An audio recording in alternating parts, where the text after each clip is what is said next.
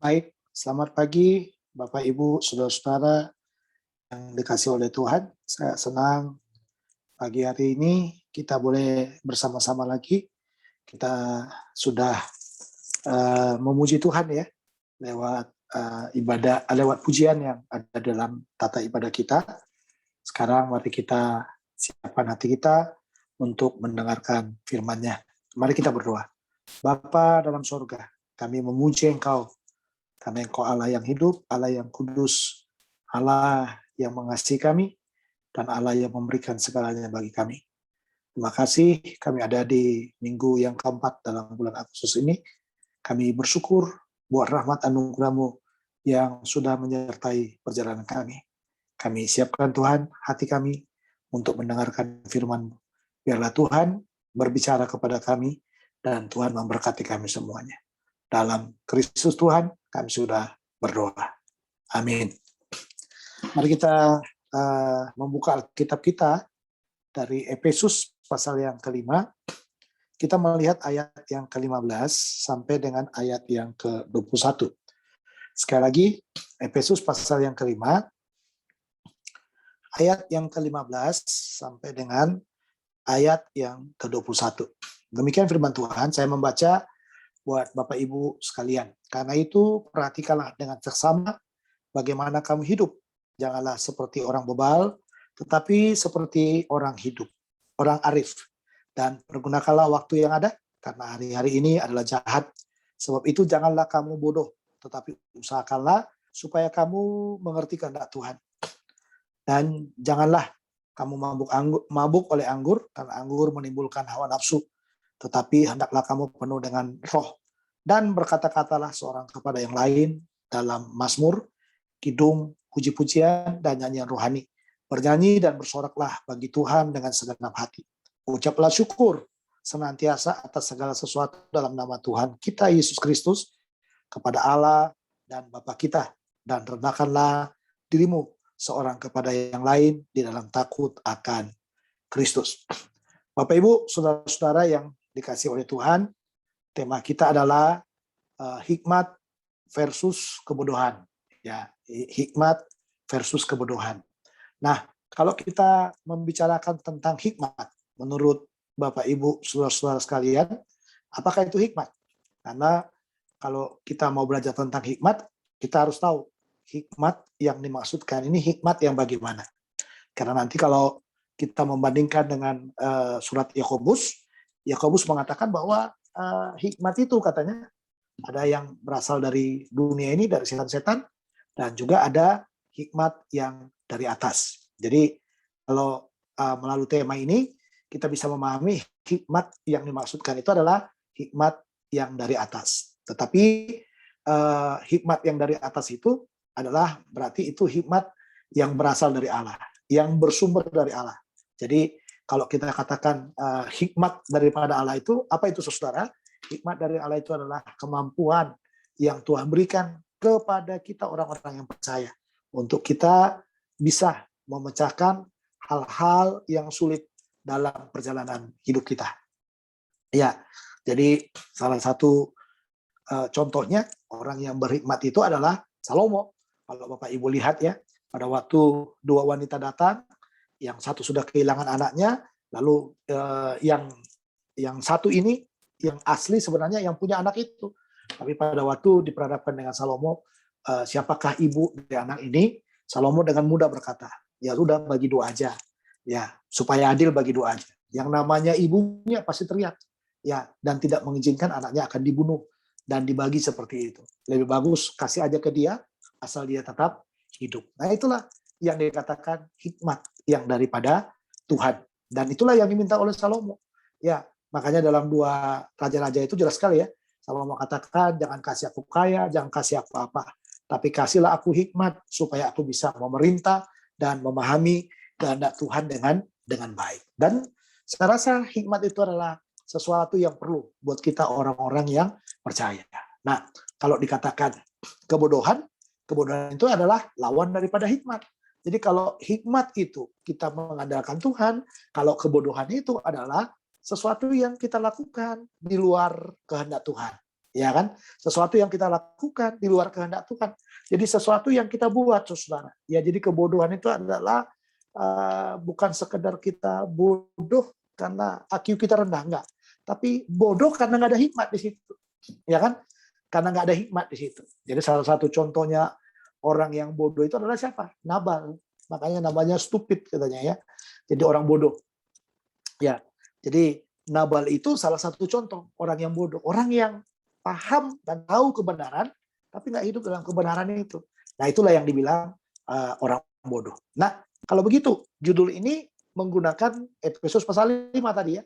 Efesus pasal 5 ayat 15 sampai dengan ayat yang ke-21 itu. Jadi kalau dikatakan hikmat dan kebodohan, berarti yang kita harus lihat di dalam bagian ini, ya bagaimana hidup dari orang yang berhikmat dan bagaimana hidup dari orang yang bodoh.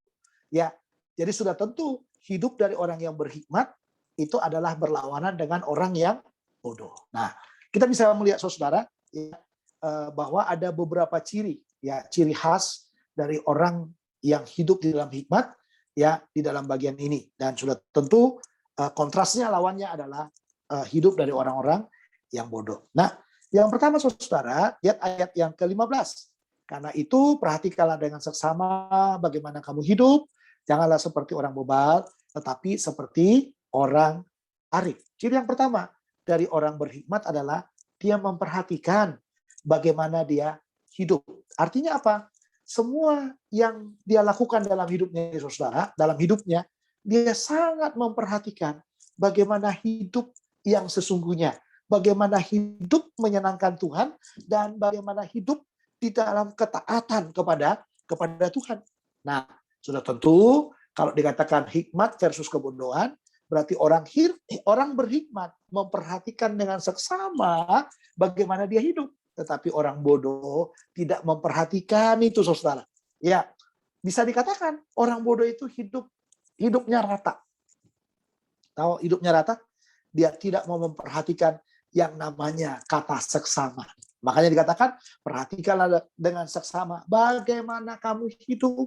Jadi orang yang disebut orang berhikmat itu, orang yang bijaksana dalam bagian ini saudara, dia memperhatikan bagaimana dia hidup. Makanya kata perintah dalam bahasa Yunani ini sangat ketat di sini dikatakan, janganlah seperti orang bebal, tetapi seperti orang arif. Ya, bagaimana orang bebal? Orang bebal itu hampir mirip dengan orang bodoh tadi. Tahu kebenaran, tapi tidak menghidupi kebenaran dalam hidupnya. Karena tidak menghidupi kebenaran dalam hidupnya, dia jadi bebal. Nah, sementara yang disebut dengan orang arif itu adalah orang bijaksana. Ya, orang yang bisa memperhatikan hidupnya setiap hari. Orang yang melihat hidupnya setiap hari. Orang yang tidak bermain-main dengan hidup yang Tuhan berikan kepadanya. Nah, ini ciri yang pertama dari orang berhikmat. Orang berhikmat itu memperhatikan bagaimana dia hidup setiap hari. Patokannya, adakah saya menyenangkan Tuhan hari ini?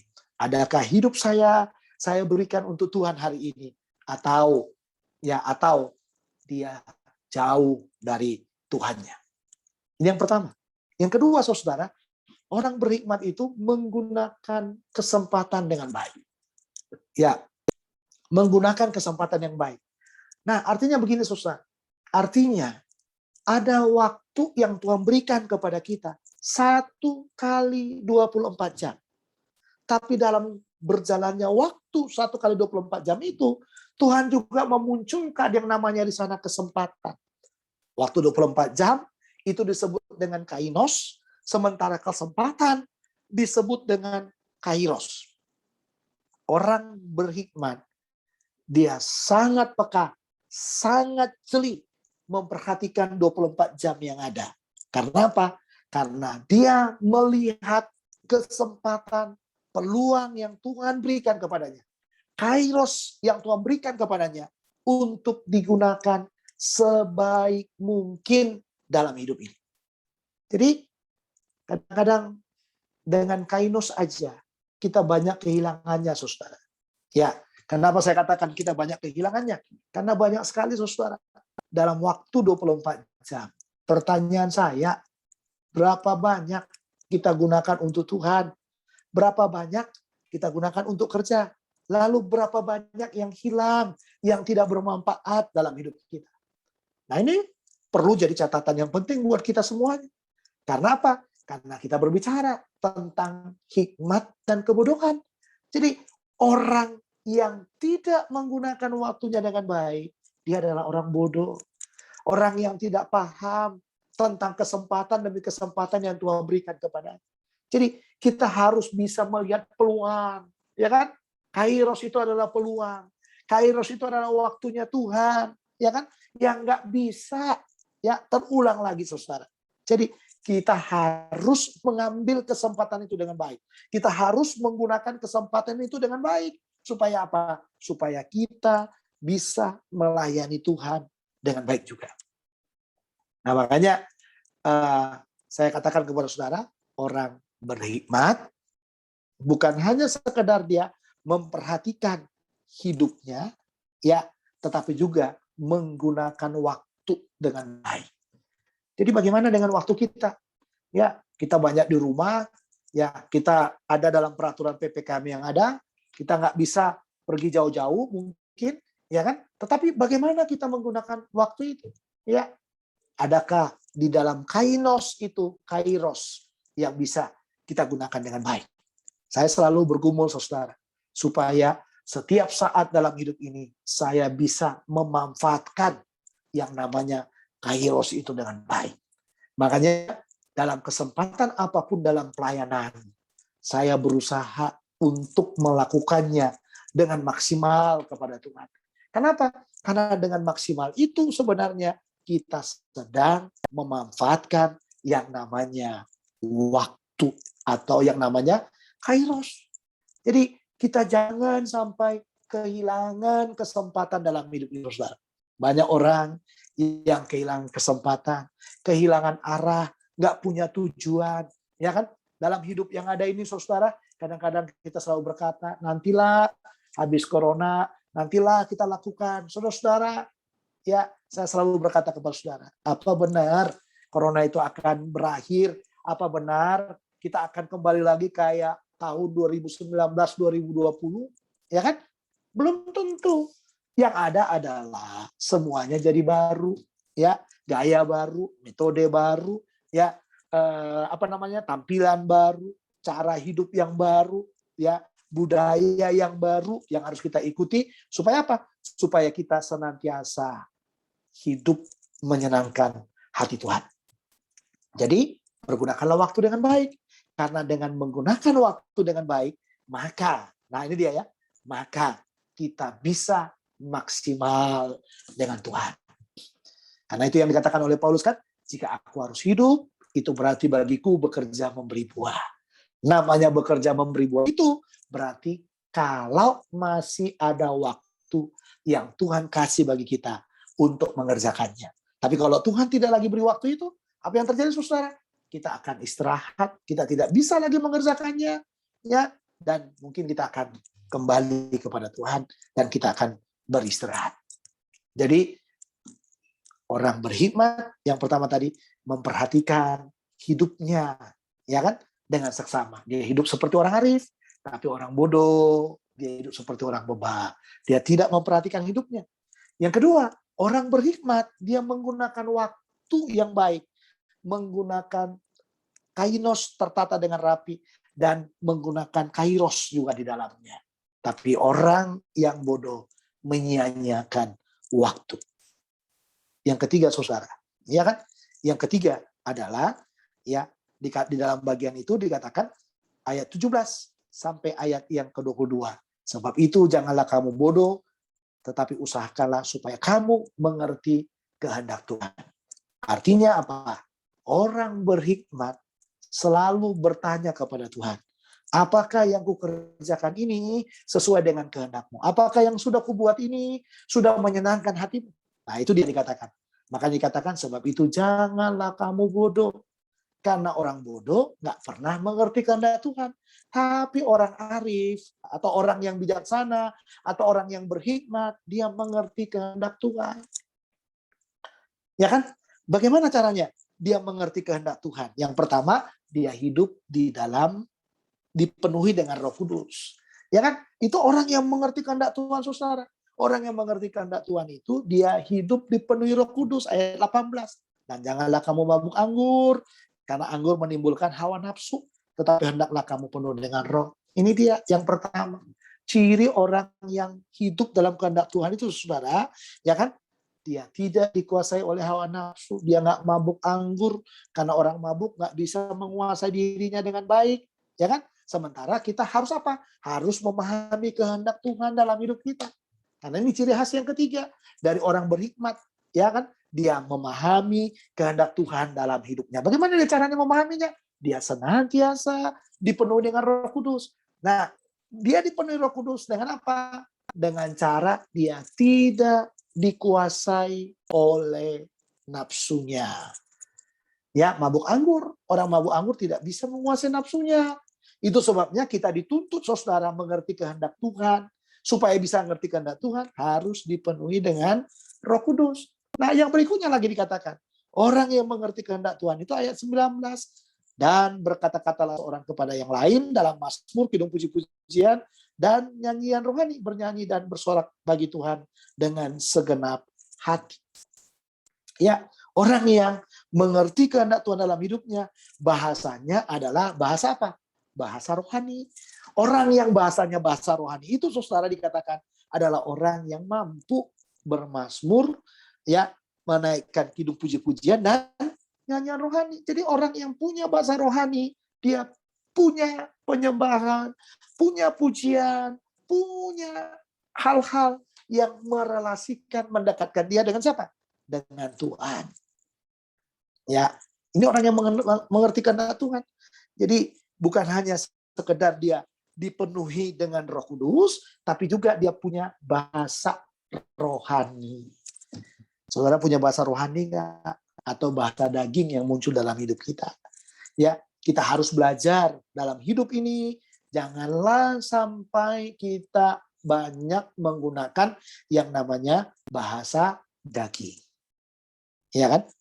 Lalu yang dikatakan lagi, orang yang mengerti kehendak Tuhan adalah orang yang bisa bersyukur senantiasa dalam hidup. Itu orang mengerti kehendak Tuhan.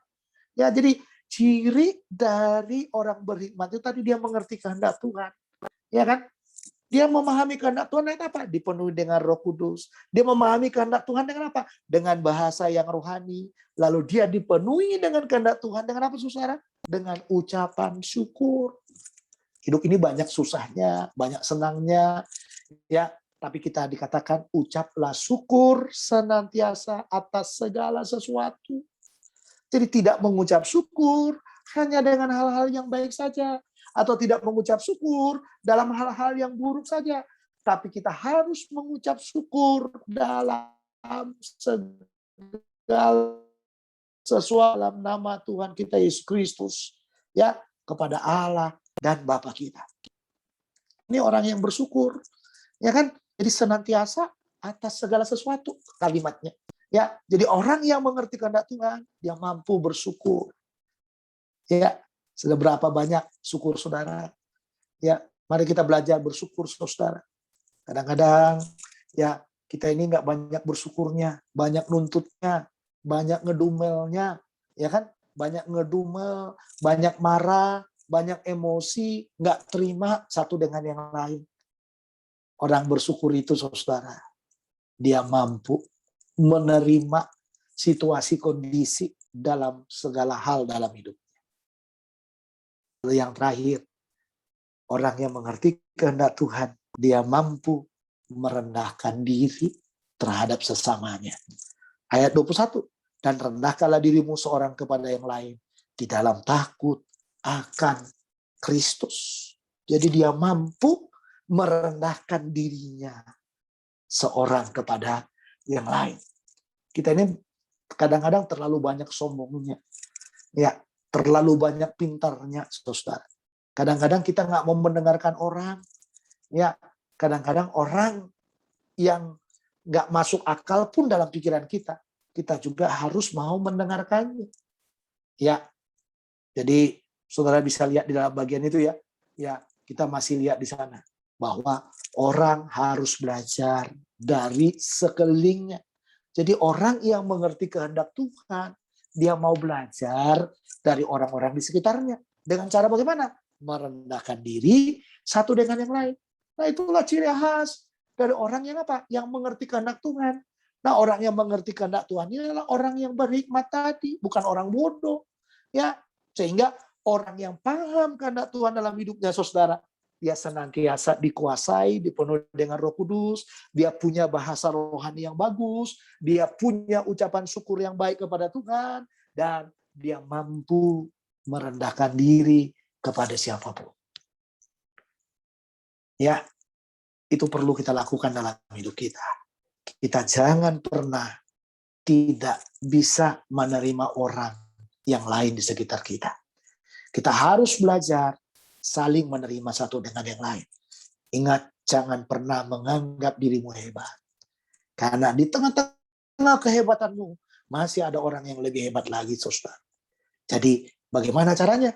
Cukup merendahkan diri di bawah, merendahkan dirimu seorang kepada yang lain di dalam takut akan Kristus.